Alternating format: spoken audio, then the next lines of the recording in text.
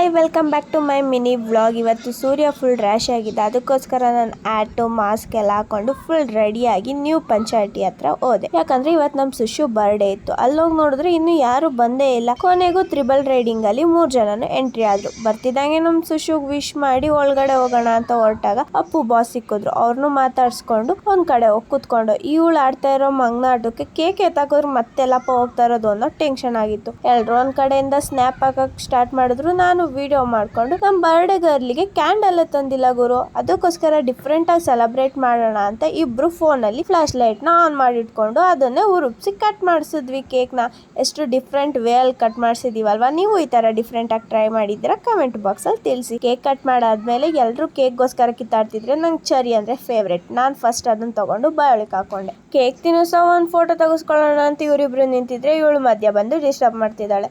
ಹಾಗೆ ನಾನು ಕೇಕ್ ನ ತಿನ್ನಿಸಿ ಅವಳನ್ನ ತಪ್ಕೊಂಡು ವಿಶ್ ಮಾಡಿ ಎಲ್ಲ ಒಳ್ಳೇದಾಗ್ಲಿ ಅಂತ ನೆಕ್ಸ್ಟ್ ಊಟ ಮಾಡೋಣ ಅಂತ ಸ್ಟಾರ್ಟ್ ಮಾಡಿದ್ವಿ. ಇಷ್ಟ ತರ ಐಟಮ್ಸ್ ಇದ್ರು ನನ್ನ ಕೈ ಹೋಗೋದು ಫಸ್ಟ್ ಸೌತೆಕಾಯಿ ಹತ್ರನೇ. ಸೌತೆಕಾಯಿನ ಫುಲ್ ಎಂಜಾಯ್ ಮಾಡ್ಕೊಂಡು ತಿನ್ಕೊಂಡು ನೆಕ್ಸ್ಟ್ ಇದ್ ಐಟಮ್ಸ್ ನೆಲ್ಲ ಒಂದೊಂದೇ ತಿನ್ನಕ್ಕೆ ಸ್ಟಾರ್ಟ್ ಮಾಡಿದೆ. ಅವಳ ಬರ್ಡೇ ಊಟ ಮಾಡೋ ಗ್ಯಾಪ್ ಅಲ್ಲಿ ನಡೆದಿಲ್ದಿರೋ ಟ್ರಿಪ್ ಪ್ಲಾನ್ ಎಲ್ಲ ಮಾಡ್ಕೊಂಡು ಕೊನೆಗೆ ಊಟನ ಮುಗಿಸ್ಕೊಂಡು ಈಚೆ ಬಂದು ಎಲ್ಲರೂ ಮನೆಗೆ ಹೊರಟ್ವಿ. ಈ ವಿಡಿಯೋ ಇಷ್ಟ ಆದ್ರೆ ಲೈಕ್ ಮಾಡಿ, ಶೇರ್ ಮಾಡಿ, ಮತ್ತೆ ನನ್ನ ಅಕೌಂಟ್ ಫಾಲೋ ಮಾಡಿ.